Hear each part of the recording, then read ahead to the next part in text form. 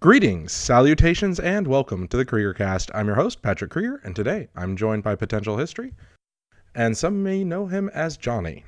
Hello. So how are you doing today? I'm doing pretty good. My band is actually going on our first weekend run of 2 out-of-state shows this weekend, and I'm trying to finish up a video before I go off and do that. So a little more stressful than other weeks, but, you know, it's always fun. I think a lot of the people that know you from your history videos don't really realize that you're a musician as well. Yeah, and I do that on purpose just because I don't want it to seem like I'm platforming or like trying to, just sucker them into listening to something, or, something like that. Like, hey, here's this totally unrelated thing that I'm going to throw in your face. Like, I don't like it when other people online do that, and so I just never wanted to be that, so I kind of keep it on the down low and let it be its own thing. I want to get into how you got started with this whole thing, but what you just said raises a question. It's interesting that you don't really do merchandising yet, if at all. Yeah, it's it's not really for any particular reason, I guess. Every YouTuber over a certain sub count gets hounded with emails by all these merch companies wanting to do their stuff like that. And I haven't done anything just because I haven't seen a huge ask. Like, I've seen a couple people here and there say, like, hey, are you going to do any merch stuff? And most of those will vary from just a curiosity, and few of them are kind of like, I want something, And then also I'm just not sure what I would put out or do. And I don't want to do it just because it's like checking a box of like, oh yeah, you're a YouTuber, you therefore make merchandise, I want to have it be a cool idea, or, something that I think would be nice that people would want. And I know it comes across with a lot of people who are online personalities and stuff that excuse me, that it's kind of like they're just doing it as another income source. And I don't want it to be like that. I want it to be something that I'm actually passionate about. And I just haven't had any good ideas yet. And you probably want to produce something that's of a higher quality than the standard just put a logo on something. Right, yeah, and that's the other thing that, I'm sure I know people who have done merch and stuff like that. I'm sure I could find out about it. I just haven't done any of the looking into what's good, what's bad, or the better way to go about it yet. So what I wanted to ask you first is, what inspired you to delve into history with the depth that you have? There hasn't really been one singular inspiration. It's kind of just been something I grew up with. My dad was a high school history teacher. He now teaches economics, but when I was growing up, he was a high school history teacher. And one of his friends that he worked with, who was another teacher at the same high school, our families were really close when I was growing up, and because of their interest in history, we would like go to Civil War battlefields and other historic places for all our like family vacations and stuff. Is there a particular battlefield that stood out to you as offering something kind of interesting? There's certain ones that I remember being at when I was a kid that I just had no semblance of the weight of the place or anything like that, I remember we went to Vicksburg once, and then we went to Lookout Mountain. Those were when I was really young. We went to multiple places in South Carolina when I was really young. The ones that I remember going to when I was older were Antietam, and then the big coup de grace that was like the thing that I was looking forward to going to the most was going to Gettysburg. And I went there once when I was about 12, I think, or maybe younger. And then I went there again as kind of a graduation gift in 2013 when I graduated high school.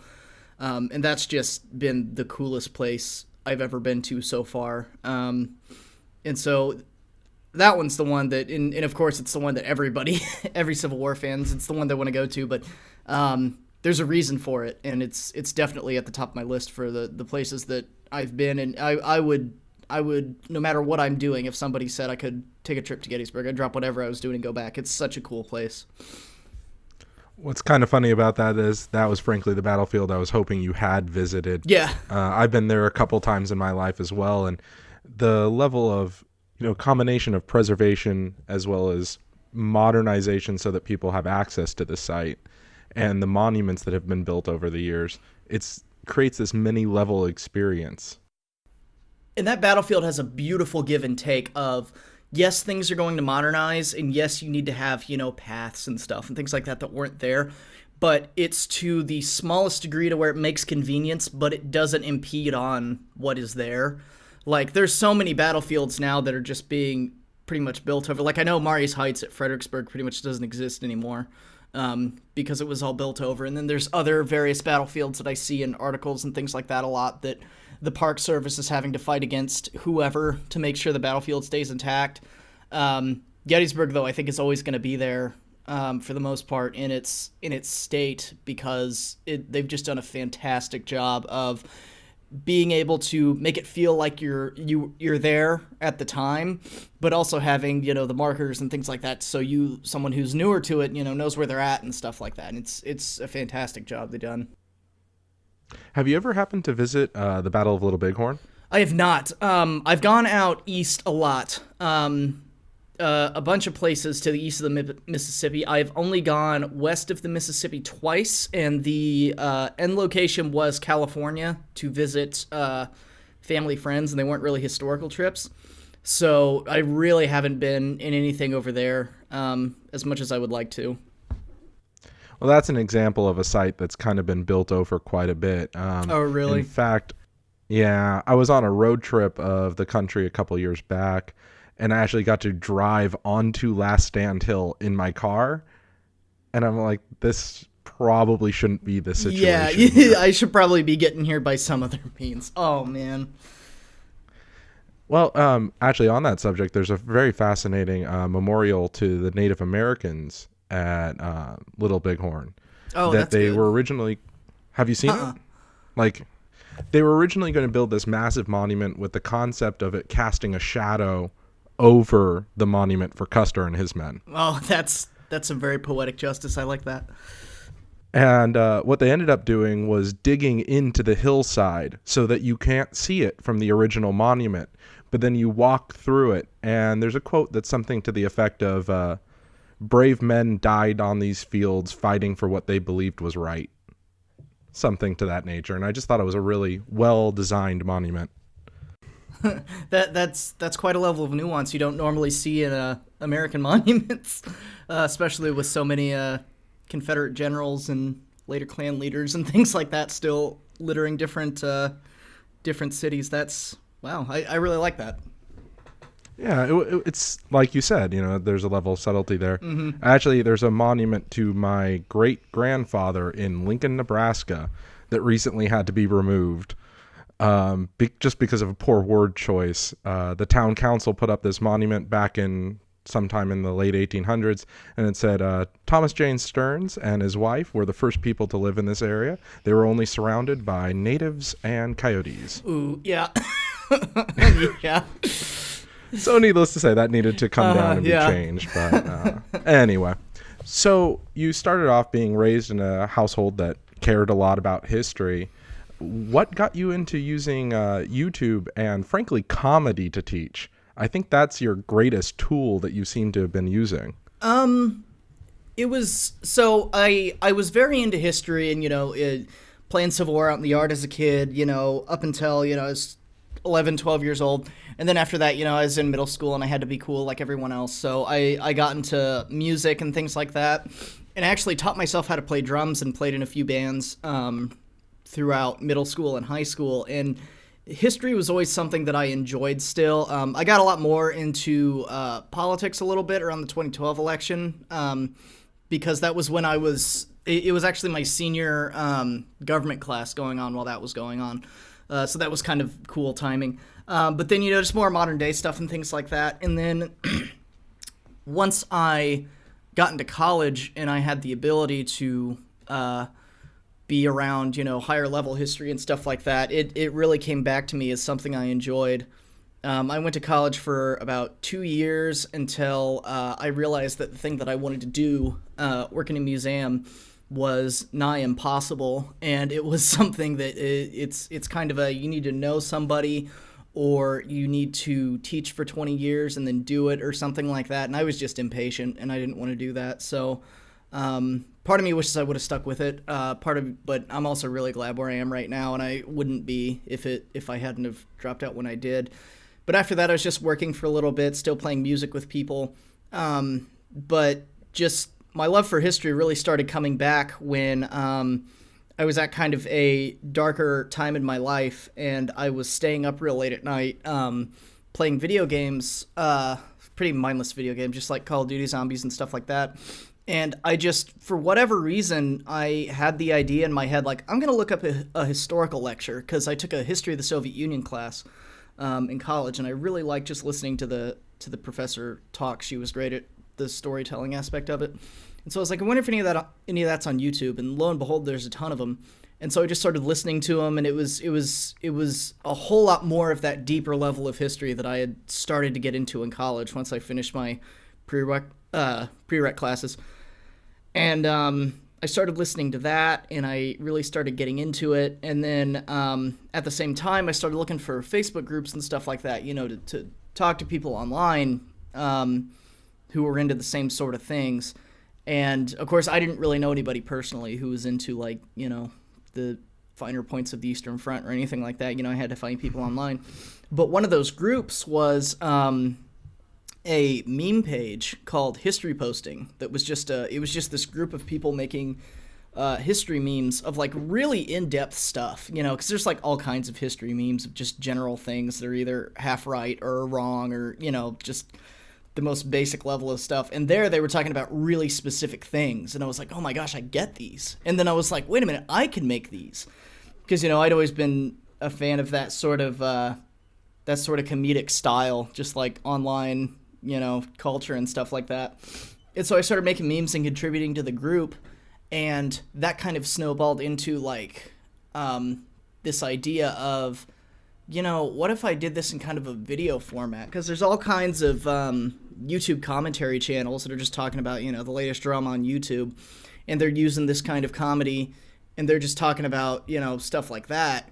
What if I did that with history videos? Because what I always came back to with history was it's all just people with egos trying to assert their will and getting their feelings hurt in the process. Like, people, no matter how high of a status they reach in life or something like that, they still have the same faults that all people have. They still have an ego that can be damaged. They still can be selfish. They can still be prideful. They can still make arrogant mistakes and stuff like that. And instead of it being in the context of high school clique and, your social status, it's in the context of someone with an army and great military power and stuff like that. But a lot of the people still boil down to those same faults and those same kind of human traits. And so that was kind of where I got the idea from. And I just thought, I'm going to try to make a few of these and, just see what happens. And I didn't really know much about video making, except I had recorded a lot of music, like home recorded a bunch of songs. And I'd gotten pretty good at using a PreSonus Studio One for recording. And I went ahead and got Sony Vegas just because that was the thing that, that was the thing I'd heard everybody used. I figured, like, might as well get that. Other people like it. It's way more than I need. I found out later. I probably could have gone with something a little more simple. But it's the same sort of... It's different, but it's similar enough to the audio recording that I was doing that I was able to pick it up pretty quick. And I just started doing that, and whenever I wanted to do a new effect or something like that, I just go online and look up a tutorial and just kind of taught myself as I went. And it's kind of turned into what it is today. I think that's something that that a lot of people don't really appreciate about your videos enough, or at least I don't think they appreciate enough, is the sheer level of editing you put into them. Oh, thank you. There are so many quick cuts. There are so many levels of things going on that keeping it all straight has to be a pain. Yeah, it's what I'll end up doing is, well, my previous computer I was doing this on wasn't as good. I've recently gotten a better one. But I would have to, anytime I did something complicated with a ton of tracks, it would kind of bog down the engine. So I'd do that little bit, and then I'd have to render it down and then put it into the master one and stuff like that. So it is kind of time consuming, but I always, like, the best part of the video making for me is, like, when I do something complicated with like a map or something like that, or an intro has like I'm the most proud ever of the Allied Assault intro for Germany Can't Win World War II Part 2, like in taking all the little parts of the game and making it its own thing. Like once I actually have it together, or once it's coming together, like that's the best feeling. I mean, the time just pays for itself, and in how good it feels to finally have it like done.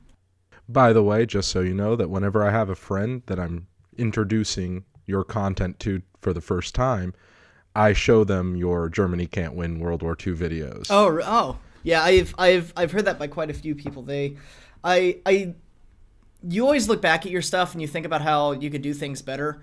And for me, especially that first one, because that was kind of early on. But those two have really held up for me personally compared to a lot of other ones that I've done that I look back on and I'm like, they're not so good.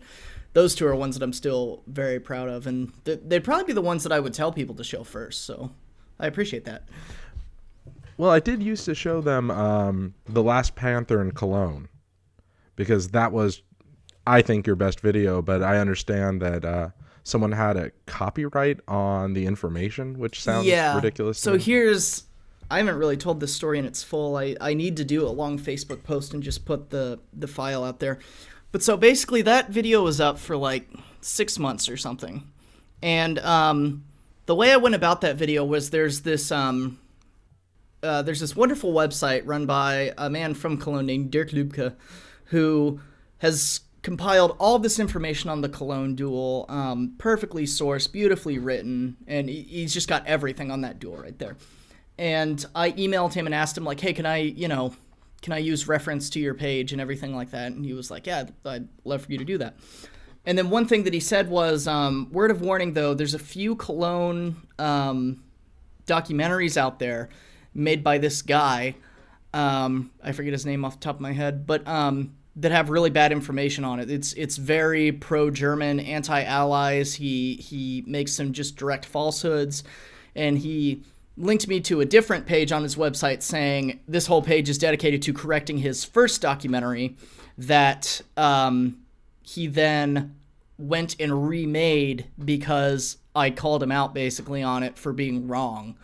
And so I was like, okay, I'll stay away from that. But all the information that I got was either from Dirk's page, or there were a few photos that I found just online. And I figured, this is an event that happened, 70 plus years ago. Like, I'm safe for all the copyright stuff. Like, that's how I go about it with the World War II footage. Like, it's so old, and the people who actually took it or would have any claim to it, and plus it's just out online. I figured I'd be safe, and I didn't really think twice about it. But then I get a copyright strike from this guy who ends up being the guy who made those bad documentaries.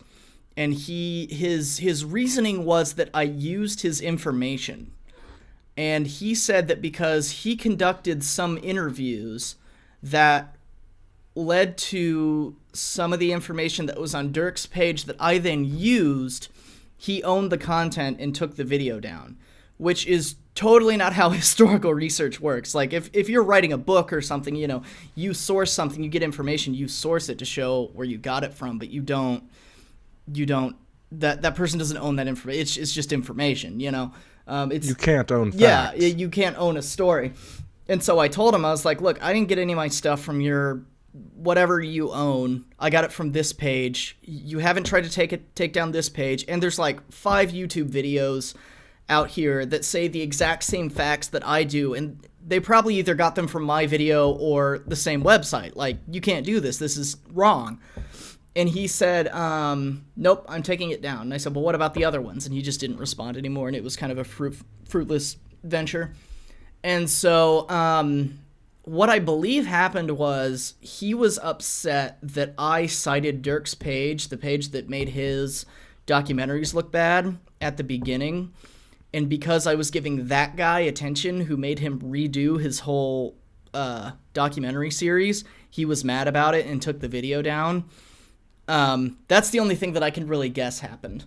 But what I want to do in the future is possibly upload it to Facebook or something like that, where there isn't such a terrible takedown process, because on YouTube, basically the way it works, if anybody doesn't know, is you can claim anyone's video and make whatever claim you want to content. Like, you can do that to videos in general.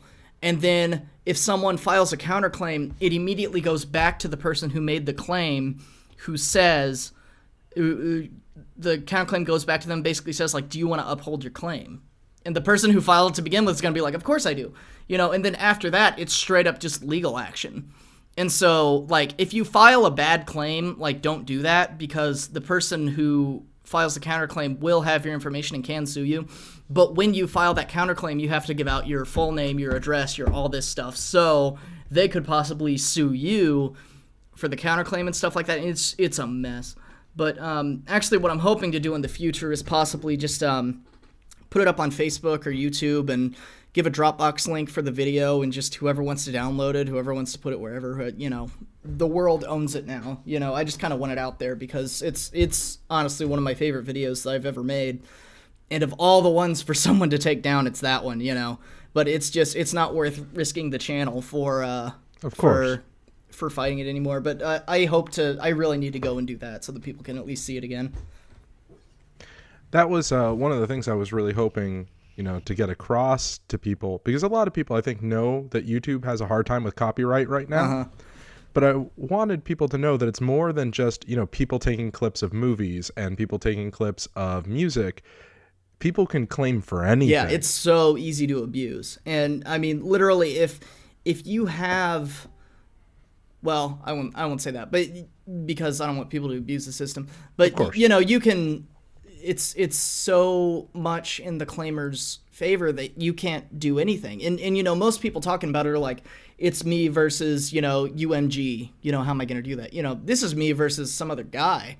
But like, because the system's so weighted in his favor, there's just nothing I can do. And then if I'm not for certain, but I've heard before that if he bounces the claim back to you, that's a community guideline strike as well. So you can end up getting, you can end up getting 2 strikes just for fighting for something that is yours. So it's just such a broken system. But also I get where YouTube's coming from, because they'd be the ones getting sued if they didn't kind of, so it just sucks. It'll be interesting to see how, as the internet develops, things like that are handled. Well, this won't give you too much hope on that. I was involved with a trademark dispute. Really? Yeah, I'm starting a distillery, and I decided on the name Bold Raven. Turns out someone owns the word Raven. Really? In any context? Only as it applies to food and drink. Okay? Wow. So I won't mention the company's name because probably that's not a good idea, but I will mention that they fought J.K. Rowling, over Ravensclaw. Really? They fought the Baltimore Ravens over having Raven, and they fought HBO over the concept of the three-eyed raven. Oh my God! Did they win anything, or? Yep, they did. Holy shit! And they won by default. So here's the process with trademark disputes. They say, we own the trademark. You need to stop this. Okay. Well, then you can send a letter back and say, no, my trademark is fine. I'm not infringing on you. And this goes by, and it ends up costing both sides about $10,000. Mm-hmm. And then the next step is completely on the side of the person who doesn't own the trademark. And that next step costs between $250,000 and $500,000. So most people give up. Yeah, so it's just you're not going to worth it. spend that money. Well, and even if you win. Yeah, man. Well, and I've even heard of people who are filing trademarks for things that don't exist yet, so that they can get the benefits of when it does. Like, some guy owns like the trademark for like flying cars or something like that. Like people are filing trademarks on concepts that might exist later, so that they can get a cut of whatever it is when some actual hardworking person comes up with how to make it work or something like that. Like, I don't know. I don't even know how you reform that. I have one of those,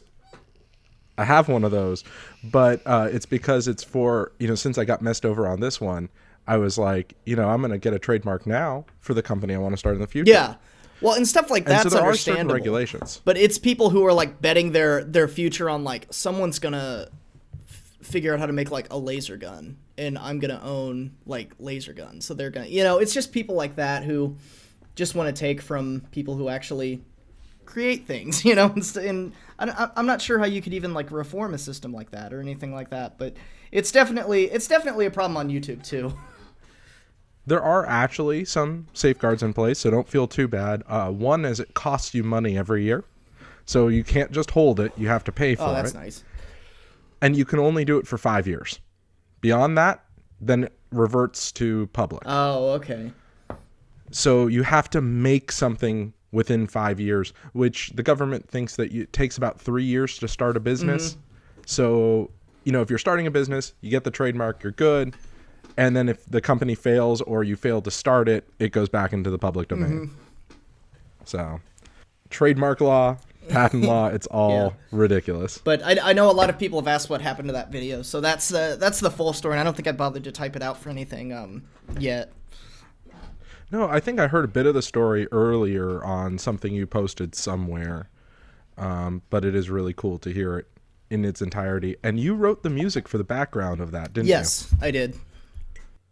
I just think that's so cool because it's perfect for what that video was talking about. Oh, thank you. It's not as impressive. The way I did it was I looked up like sad chord structure and picked 4, and then I wrote stuff on top of it. But yeah, it was something that early on I was like, I'm gonna do this every time, but there's just not time for it. Like you can't write the music to everything, and that one was good because it could just loop, and so it was easier. I meant to do it for other videos, but I just haven't gotten around to it. I was gonna say it's the perfect like loop for any sort of sad video that you do in the future. Oh, thank you. But anyway. So, you actually suggested a topic for this a little while ago, which is the faultiness of eyewitness reports. And I've been thinking about that a lot, and I realized that, you know, everyone's so willing to say that an eyewitness to a crime is basically worthless. If they're a cop, give them a little bit more credit, you know, but don't take their word as gospel either. And then as soon as the man is a soldier, instantly everything he says is credible. Right. And that's something that you see as a negative result of this muddled World War II fact for so long, that it's become a huge problem. It started so many myths of the war and everything. Well, do you want to talk about the 5 Shermans to 1 Tiger? Because I know you've seen that lecture. Yeah, I'm actually not sure where that came from. I've never heard anything reliable, and the people who talk about it, who've also talked about it, don't really know where the idea started, that it was exactly 5 or something like that. There are reports of people getting around the sides of other tanks, you know, to kill them. But it's not something that, like, Sherman tanks just had to do to kill enemy tanks. I mean, the Germans are doing that when they run into rather rare T-34s or KV-1s and 2s during Operation Barbarossa. You know, it's kind of a fact that if you come up against a bigger tank, that's something that you might have to do if you can't deal with it frontally. But it's been relegated to the Sherman specifically for some reason. And, you know, my whole thing with that is, did the German tanks kill in favorable numbers to the Allied tanks? Of course they did. You know, I'm not going to dispute that. That surely happened, but it's tacked up exclusively to a which tank is better type thing, and it takes all kinds of variables out that probably added to it more, such as the Germans are the defenders in this scenario, and so the Germans are just sitting there waiting for the Allied tanks to come into view, and they get to shoot first. They get to pick their targets. They could probably kill 2-3 tanks before the Americans or the British figure out where they're at. And that's probably the biggest factor. And that's not due to any one side being better or anything like that. You know, there's battles like Ericourt where the Germans with a bunch of Panthers and other tanks just charge at the Americans, and the Americans kill extremely favorably because in the initial part of the battle they were they were the defenders. That's the biggest factor that people need to be looking at.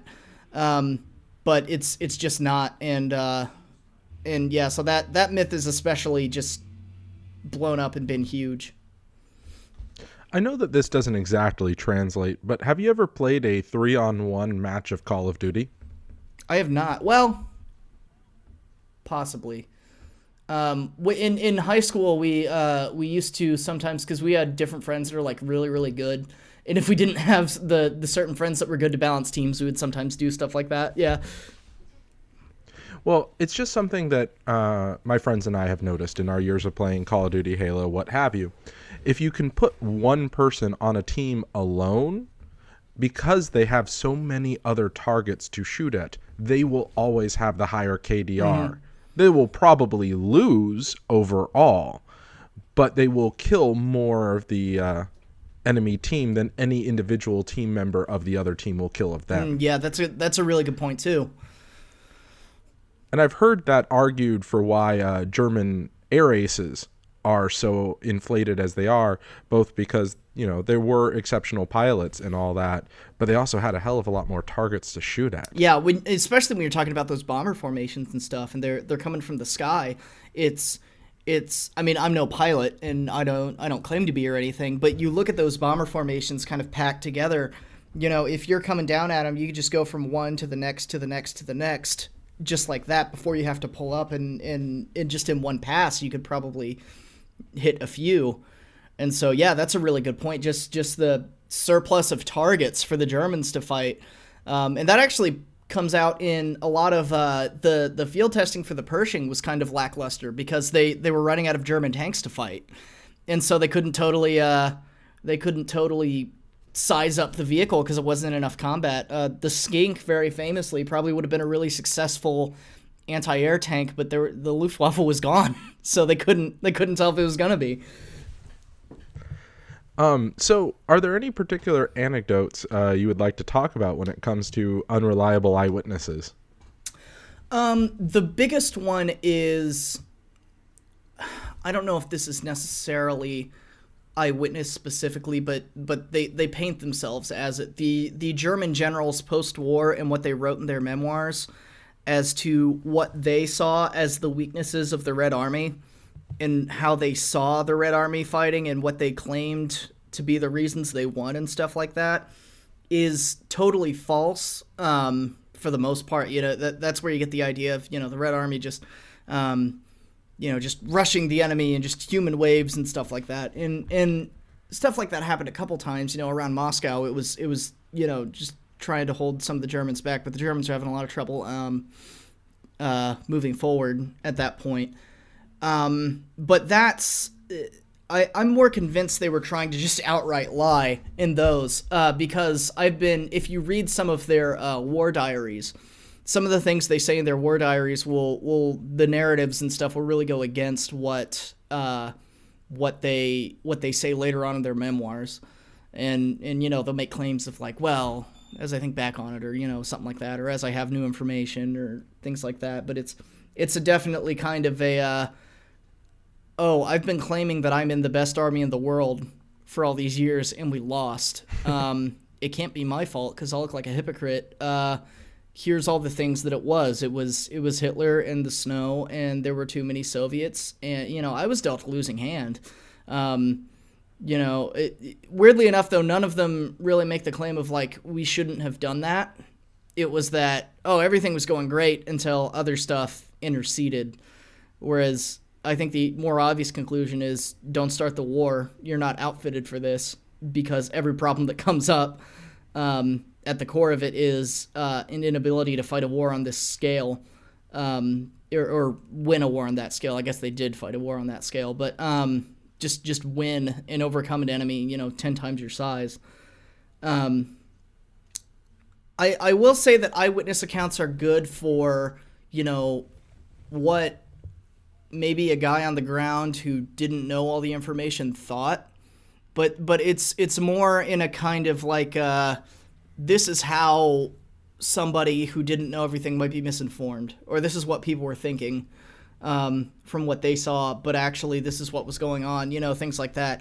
You see a lot of people point to memoirs of the common soldier as points for how things were broadly, and that's just not it. The common soldier doesn't have the knowledge to comment on these big things, and a lot of them don't. A lot of them just talk about what they saw, what they did, what they thought, and they don't try to make grand conclusions.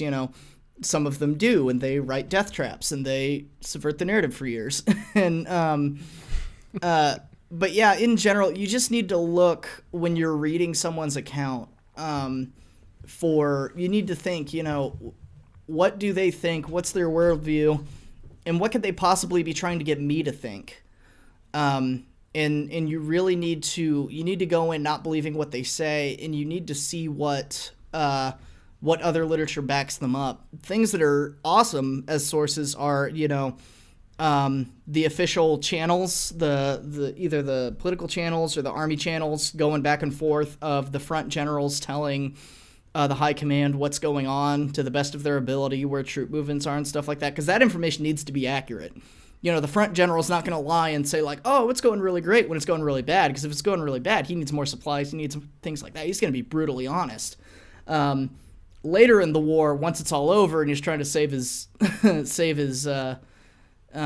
image, he's probably going to lie about it. It's just all about what position they're in, what is the intent for these documents, and what all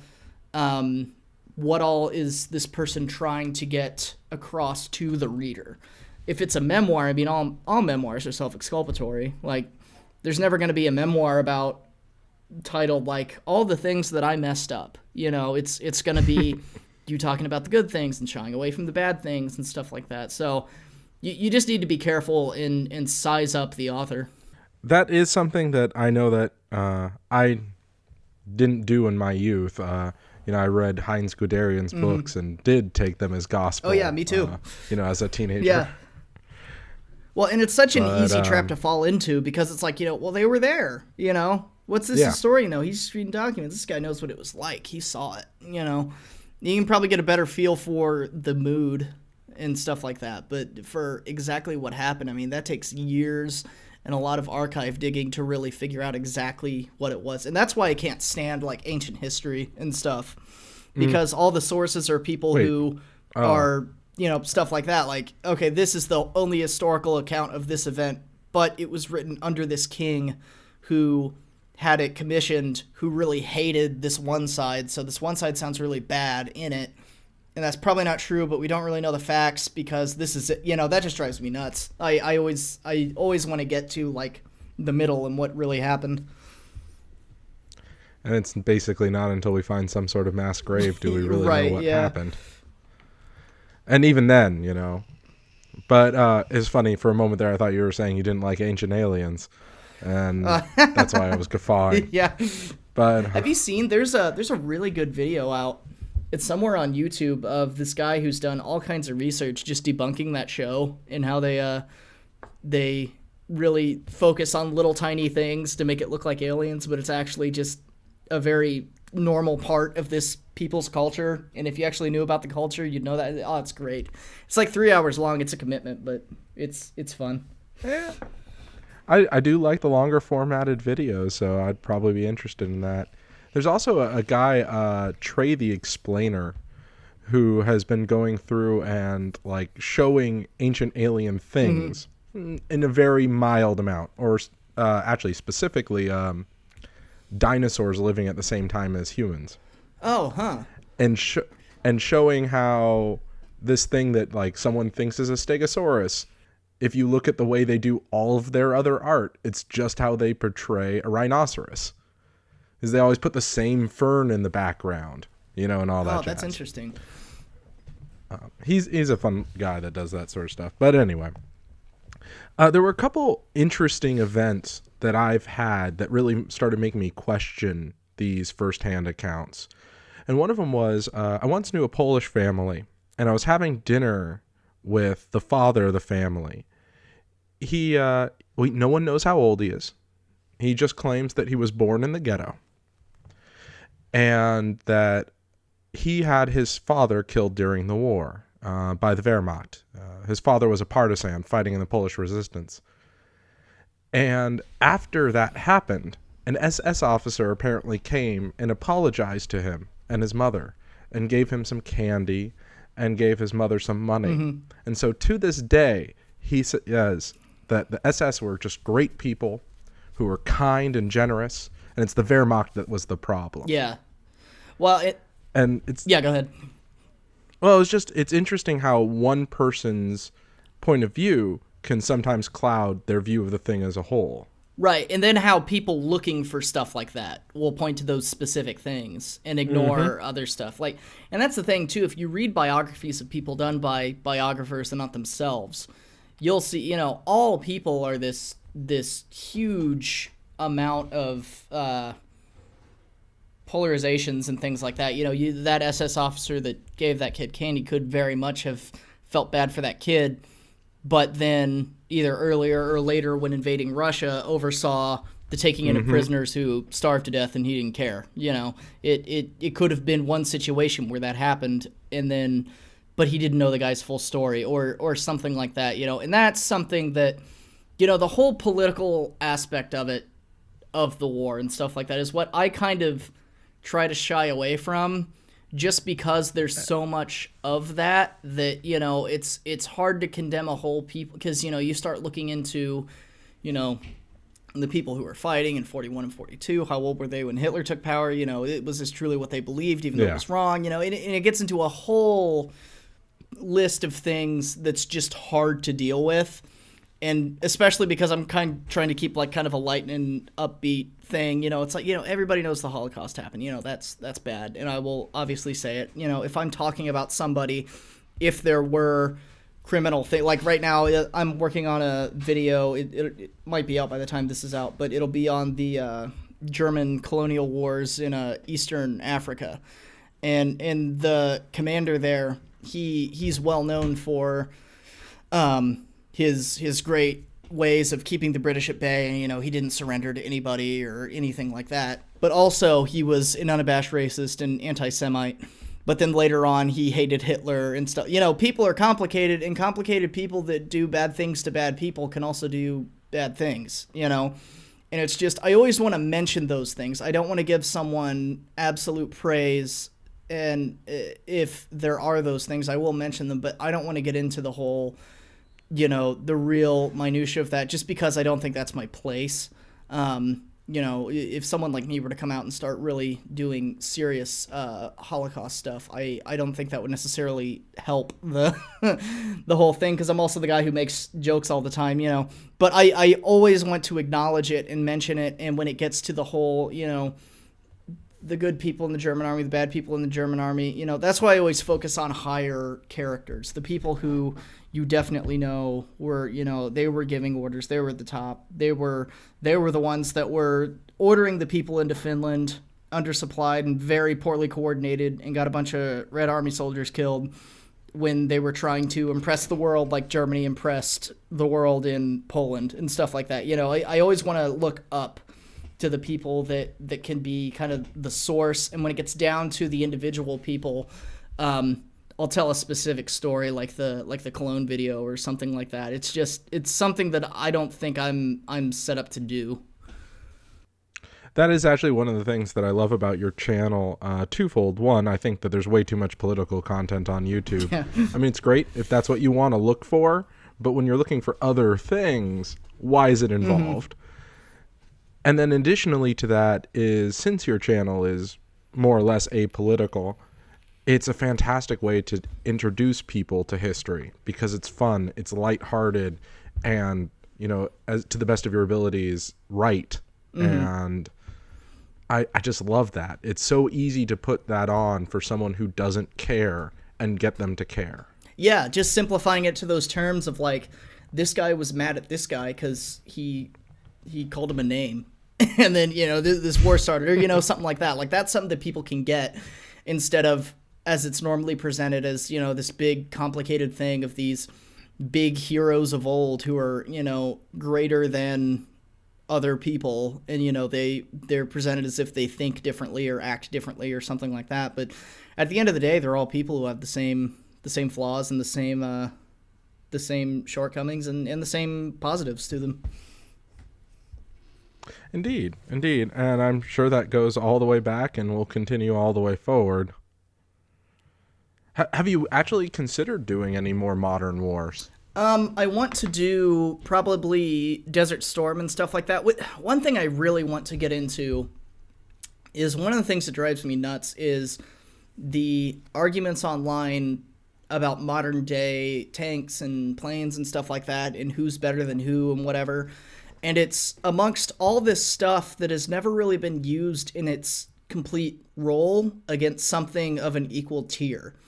So, especially with like, what's the best main battle tank? It's like, well, all the main battle tanks have the same capabilities. They just are made with certain countries' design features or needs in mind to where the differences are minimal.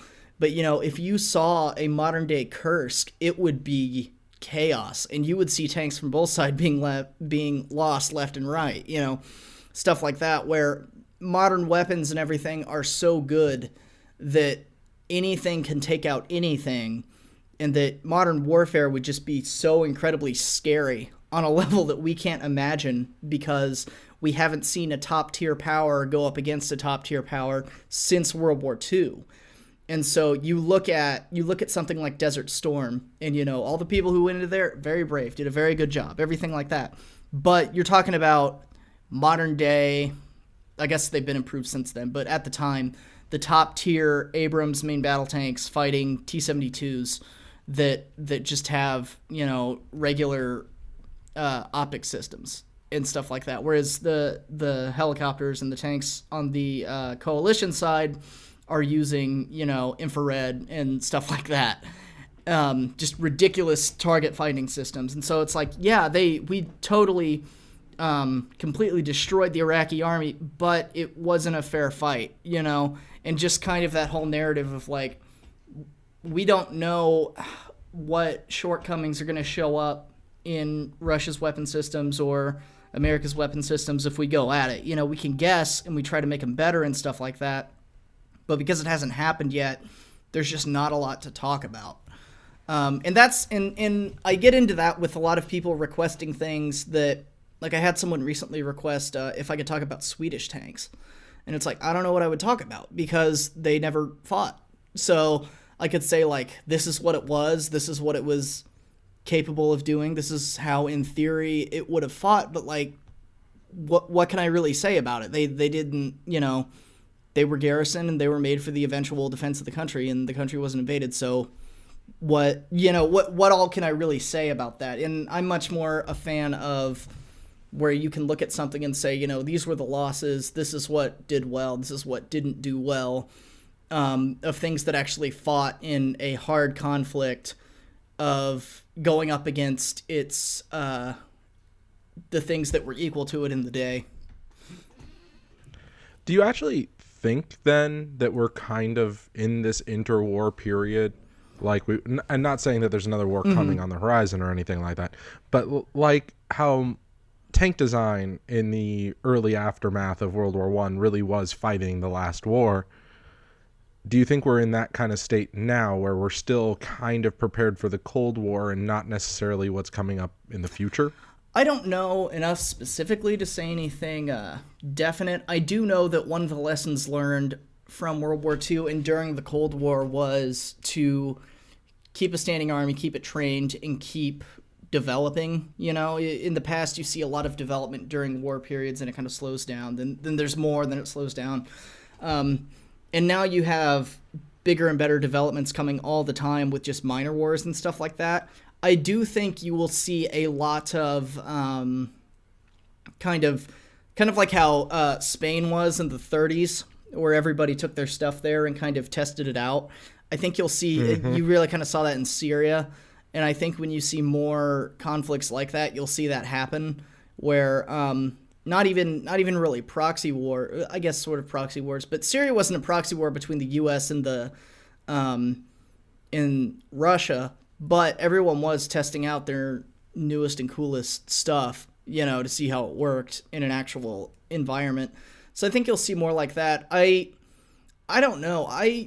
If it were up to me, I would say that modern conventional weapons are just scary enough that, hopefully it would keep everyone from fighting each other once again, and that mutually assured destruction of nuclear weapons in the Cold War would almost extend into what we have in conventional weapons as well today, and just make sure it didn't happen. But I think countries do a whole lot better job than they used to now. But still, I mean, every time a war starts, everybody has their plans, everybody executes them, and then they have to tweak it. They have to tweak it for the scenario, or even just where they're fighting. Yeah, go ahead. Something I just thought you would appreciate. I like shooting vintage rifles, and when the whole Ukraine situation started with Russia, I thought it was very fascinating how the world's supply of 8mm dried up.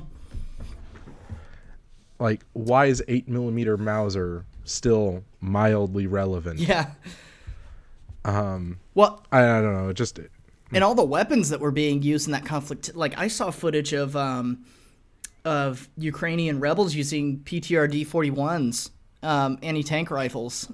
There, it was just kind of like, especially in a place like Ukraine that's so not militarized, but there's just so much ordnance there from the Cold War and everything like that. Like, and them using pretty much whatever they get their hands on. Then just also in Middle Eastern wars, like, I forget what country it was, either in Africa or in the Middle East, but they found a whole bunch of Sturmgewehrs in a thing, in whatever rebel group or terrorist group it was tweeted out that they found a bunch of AK-47s, but they're actually Sturmgewehrs and stuff. Like, the stuff will appear in the most random spot, and fairly, like, pretty capable weapons still today have been in use for so long that, picking up that German World War II weapon or something like that, even though it's not as good as, getting an assault rifle or something like that, it'll do the job, to where you're seeing all these older weapons have this much longer service life now that the technology has been so good for so long. And I think that's really interesting, just where things will end up and stuff. I have two comments to make on that. One, it's either In-Range TV or Forgotten Weapons did a fantastic video on where did those Sturmgewehrs come from. Oh, they did? Huh. Yeah. The long story short is apparently they've known about them since like the 80s. And the guy's been trying to import them to the United States. Oh, but he couldn't do it? Oh. Mm-hmm. Because the ruling is that you can't bring in machine gun parts. So he would have had to cut them up for parts and instantly turn a $40,000 gun into like $1,000 worth of parts. And so he was waiting for some rule to get changed or some exception because, these were historic firearms. And things just waited too long. Oh, that's unfortunate. And that's the other thing, too. Whenever you see, like, weapons like that end up somewhere where it's like, they're just going to get torn up in this conflict somewhere, and they're just going to get used up until they don't exist anymore and they're pieces of history. That's always unfortunate. It is. But fortunately, there are still quite a few out there in collections as well as in museum collections. So it's not like we're losing, the only one of its kind. Right. It's not like the tanks that ended up in the Middle East where, each one of those is special, In fact, I think there's still a ton rusting out there. Yeah, there's a bunch of World War II German tanks still rusting on the Golan Heights, I believe, from one of the Israeli conflicts. Yeah, Mark Felton, if you've ever seen his videos. Big fan. Yeah, he does a whole series on German tanks showing up where you least expect them. And I just find that fascinating. Oh, something we talked about a while ago, Hogan's Heroes. Yeah. And the 6-wheel car. I just wanted to make a shout out and see if anyone knows where that 6-wheel car is. It's missing. Oh, yeah. I don't know if any of you have seen Hogan's Heroes, but there was a character, General Borkhalter, was driving around in the 6-wheels Mercedes, and it turns out it's a real vehicle from World War II, very rare. It was bought for the TV show, and then after the TV show was done filming, it just disappeared out into the ether. It's got to be there somewhere. I bet the TV show bought it from someone who didn't know what he had, and someone on the TV show figured out what it was, and that's what happened. But then again, if you steal something like that, you're not going to get the value out of it unless you just want it for yourself.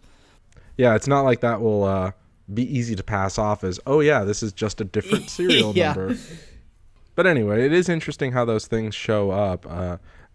I have a acreage out in the woods, and on a property I purchased, there was a 41 Dodge pickup, that was apparently in the Pacific. Oh, wow. During the war.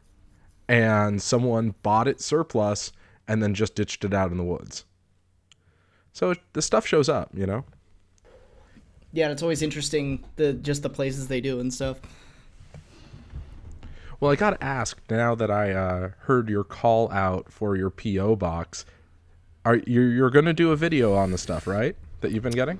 So far, someone sent me their book they wrote. It was a British guy who was a sniper in Afghanistan. And I'm going to start reading it this week. But I haven't been back out there yet to see if there's anything yet. But once I get enough for a video and stuff, yeah, I definitely will be. Okay.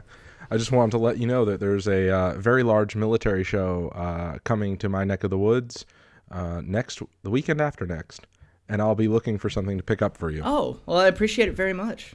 Go ahead. Are there any militaria shows out where you are? Like, is there a militaria show? Is that a thing outside of California? There's ones that are close-ish. They don't quite make, like, the good ones don't make it to Indianapolis. I believe there's one in Chicago, and then there's a big one in Tennessee that I think it's in Tennessee. It might be in Kentucky, somewhere around there, that I got invited to by a friend but couldn't make it. There are ones around. There's just none that are that wouldn't require a trip for me. So I haven't been out to one yet. Do you collect militaria? And if so, what? Not really on purpose. It's not something I go out and seek, but if I'm ever at an antique store or something like that, I'll keep my eye out for anything that's cool. Right now, I've been predominantly just looking for stuff that I could use now that I'm filming on that set with the desk and doing the face cam thing every so often. Just things that I can put there, that I can change it each time, whether I'm talking about like a Russian thing, I can put Russian stuff on the desk, and a German thing, stuff like that. But I haven't really seriously looked at collecting anything, and I haven't really tried. Just whatever I've noticed that could be good. Fair enough. It's something that's always been a passion of mine since I was a kid. My dad grew up in World War II Germany, and he always talked about coming across little things that he wished he had now. One of my favorite stories was, and no, he couldn't have this now, is he just was out in the woods and came across a box of grenades. Really? Yeah. And so the adults came and took it from him because he was walking around in town with a grenade. Uh-huh. And they all went and used them for fishing. Oh, yeah. I bet that could be pretty effective. Yeah. I can see how that could work. Just throw it in. They all float to the top. Yeah. That cuts down the time. And kind of a funny piece of jungle gym equipment they had was there was a 88 millimeter hard mounted on the edge of town. And that's what the kids would play on. Oh, yeah. I'll see pictures all the time in post-war, like France, Germany, everything like that. And just the massive cleanup effort that was needed. There's just tanks and all that kind of stuff that you see tons of pictures of kids on. One of the very few Sturmtiger photos that's in existence is it's kind of half buried in a lake. There's just a bunch of kids playing on it and stuff. I'm sure as long as there's nothing dead inside and there's no ordnance and that's been cleared, it'd be pretty fun. I actually am a member of a Volkswagen community, and I was listening to this guy restoring a Kubelwagen from the war. And he unfortunately did find pieces of a German soldier in the car. Ooh. And the car had been restored 2 or 3 times. No one had taken it apart far enough to notice. Where was it? What was it in? So I don't know how much you know about the construction of a Kugelwagen, but it's basically a flat deck of metal with a tube in the center, and the tube contains all the stuff that's necessary for the controls of the vehicle. So it's got cables and wires and tubes for things, and it's this big steel thing, half an inch thick. So apparently what happened was there was a guy either hiding in it or laying in it when a shell went off nearby. It broke open this tunnel through pieces of the man inside, and then they welded it up and sent it back out. Oh, wow. And so no one had ever taken that tube apart because there's no need to. Until this guy, was cleaning up and then found bones in it and was like, what's the story on these? Wow, that's incredible. I've seen a few tank restorers when they pull the tanks out of the bog and stuff. They'll find and it was just cleared off the road or something, and fell into a lake or something like that. Yeah, that stuff does show up. There was actually to show how sometimes I guess you do need to be heartless with this stuff. I have a Mercedes Unimog, and I was taking it to a car show, and this guy walked up to me, and he said, "Oh, I used to use one of these back during the war." And the guy was like in his 40s, and I'm like, which war?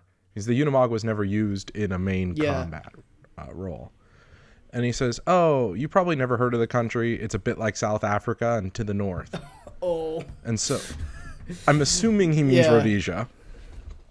And actually, that guy you were talking about earlier, I believe, is the only man to hold the Rhodesians in defeat. Oh, really? I can't say that for sure, but I'm pretty certain he's the only man that defeated the Rhodesians in open combat. Wow. But that would be something to fact check. Yeah. So anyway, this guy was telling me, like, hey, come underneath your car and let me show you a few things. And so he shows me, like, here's the armor plating on your car. And I'm like, this car's not armored. Why is there armor plating? He's like, oh, well, if you run over a landmine, yeah, the crew's going to die, but you hose them out and you replace them. The car's too expensive. And I just was in shock. Yeah, I bet. Oh, but I guess, $5,000 back in the, 70s or so versus some of your men. I don't see how that equation works out. Yeah, but I mean, if you're in a fight to the death or something, or, stakes are really high, that's just got to be how you turn your mind, and you just, I'll think about it later. I got to keep moving. Indeed. Yeah. Well, is there anything else you want to mention? I think we've been going for a good amount of time here. Nothing specifically. Just plan to keep on making videos. I hope to be. I'm actually pretty certain I'm going to be at Tank Fest this year, and then I hope to possibly in the fall make a West Coast trip and stop at a few places like the.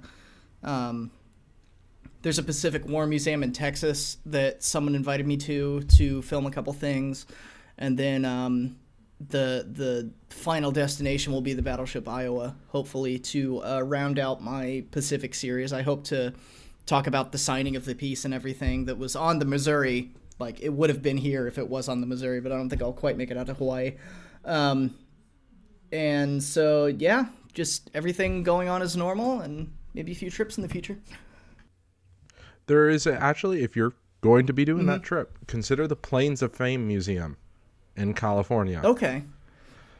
It has one of the only known kamikaze-built aircraft, like that was specifically built for kamikaze flights. They just captured in Japan? No, the guy crashed on takeoff. Huh. And so it's one of only two left because practically all the rest of them are used or scrapped. And this one just like fell in 16 feet or so of water and waited until like the 90s. And they fished it out and they're restoring it. Oh, wow, that's awesome. So that's kind of a cool thing. I do want to actually ask you two more questions. Sure. Would you plug your band? I'm curious. Yeah, sure. For anybody who's curious, it's called Normandy, spelled Normundy. The outro song I use for all the videos, or actually I use kind of two predominantly. I use one for naval videos and one for land videos. Both of those are instrumental versions of songs by them. And the other question I do have to say I've already spaced out on. Oh, you're good. So thank you very much for joining me today. Yeah, of course. It's a pleasure. Thanks for having me. And until next time, dear listeners, see you out there.